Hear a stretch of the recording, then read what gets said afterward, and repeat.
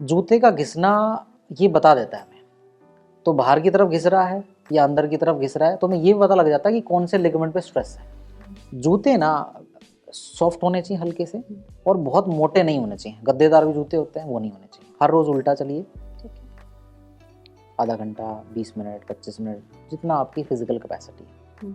दूसरा, आगे से चोंच वाले जूते मत पहनिए।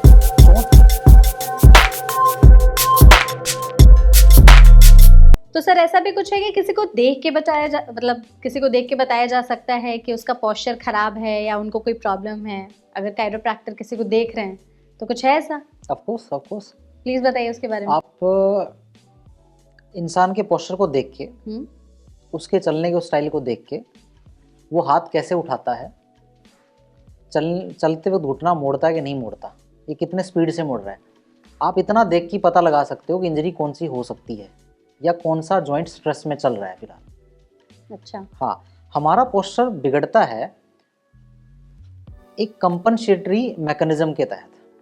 फॉर एग्जांपल, मेरे हाथ में दर्द है, शोल्डर में फॉर एग्जांपल दर्द है, तो मैं आपसे बात करूंगा तो मेरी बॉडी लैंग्वेज इस तरीके से रहेगी कि मैं हाथ को ज़्यादा यूज़ नहीं करूंगा।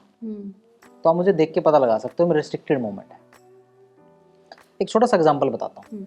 अगर आपके जूते बार बार घिस रहे हैं एक ही साइड से, हर बार नए जूते लाते घिस जाता है, इसका मतलब नी के अंदर जो है मैकेनिकल फॉल्ट है। अच्छा। इन लोगों को नी इंजरी होने के ज़्यादा चांसेस है। तो जूते के घिसने से हम लोग ये चीज़ का पता लगा सकते हैं। तो सिर्फ जूते के साथ है या और भी फुटवेयर के साथ ये चीज़ होती है? कोई भी फुटवेयर के साथ में। ठीक है। जो फुटवेयर पूरा ग्राउंड पे टिकता है, हाँ। पूरी उसकी छाप टिकती है, उससे पता लग जाता है। हील से नहीं पता लगा पाओगे क्योंकि हील में सरफेस एरिया थोड़ा कम होता है, बट जूते से ऑफकोर्स पता लगा सकते हो।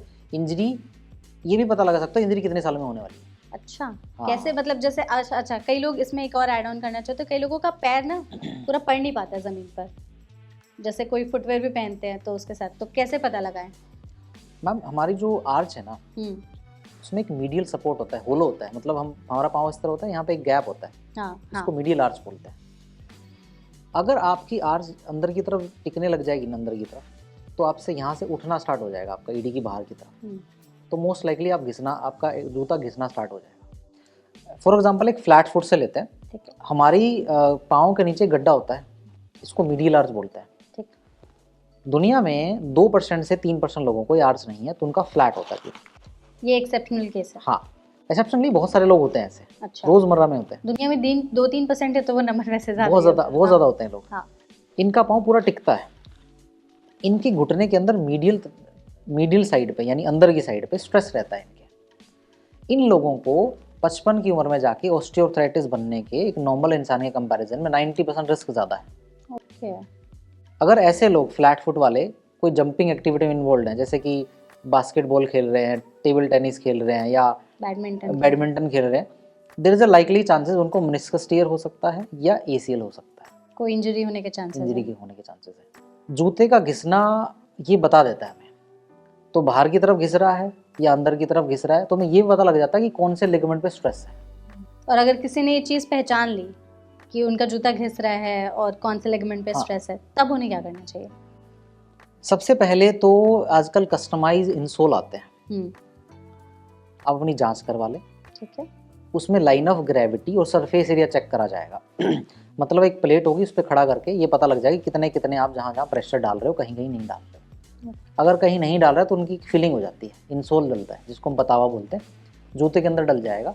आपकी लाइन ऑफ ग्रेविटी को वो बराबर कर देगा, उससे 90 से 95% तक प्रेशर ना इक्वल हो जाएगा आपका। Chances of the injury has reduce significantly. तो ये जैसे आपने कहा कि बहुत सारे मतलब कस्टमाइज सोल्स आते हैं, कस्टमाइज, हर कोई कस्टमाइज सोल्स तो नहीं अफोर्ड कर पाएगा या नहीं ले पाएगा, तो उनके लिए क्या फिर? आप हर रोज उल्टा चलिए 15 से 20 मिनट। ठीक है जी। एक नंबर बात, जूते ना सॉफ्ट होने चाहिए हल्के से, और बहुत मोटे नहीं होने चाहिए। गद्देदार भी जूते होते हैं, वो नहीं होने चाहिए। और जूते आगे से चोंच वाले नहीं होने चाहिए। गद्देदार से एक चीज़ यहाँ पे ऐड ऑन करें, जैसे क्लॉग्स का आजकल बहुत ज़्यादा फैशन चला है। क्लॉग्स तो वैसे ही होते हैं, गद्देदार, मोटे एकदम, कि आपको पैरों को पूरी तरह से ढक लें, तो ऐसे नहीं पहनना है। फॉर एग्जाम्पल, क्लॉग्स का ले लेते हैं।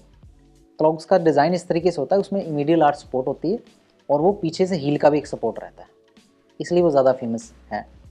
उसमें इंसान का पाँव अच्छे से फिट रहता है, वो भागने के लिए ज़्यादा नहीं है, भागने में you might and up with the injury for sure. Comfortable पहनने के लिए है, एक चप्पल का वेरिएंट है वो, एक अच्छा कंपैटिबल फंक्शनली प्रैक्टिकल वेरिएंट समझ लो आप। बट जूते को रिप्लेस, हाँ, लेकिन जूते का रिप्लेसमेंट नहीं है। अच्छा ठीक है। बात आती है इसको ठीक कैसे करें, जैसे आपने पूछा था कि जो इंसान कस्टमाइज्ड सोल नहीं कर सकता उसके लिए क्या करना चाहिए। हर रोज उल्टा चलिए, आधा घंटा, 20 मिनट, 25 मिनट, जितना आपकी फिजिकल कैपेसिटी है। दूसरा, आगे से चोंच वाले जूते मत पहनिए।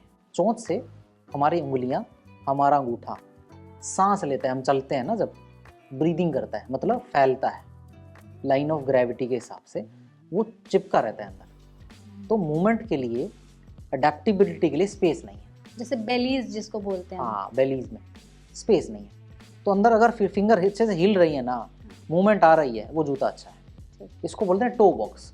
टो बॉक्स ज़्यादा बड़ा होना चाहिए, मोटा होना चाहिए, राइट। जूता घिस गया है, ज़्यादा पुराना जूता मत पहनिए। तो ये कुछ चीज़ों का ध्यान रखेंगे तो इंजरी से हम बच सकते हैं। और जैसा कि आपने बताया कि पैर के जूते किस साइड घिस रहे हैं, उससे भी पता लगाया जा सकता है कि इंजरी होने वाली है, तो बेटर होगा कि आप पहले ही ध्यान रख लें। हाँ।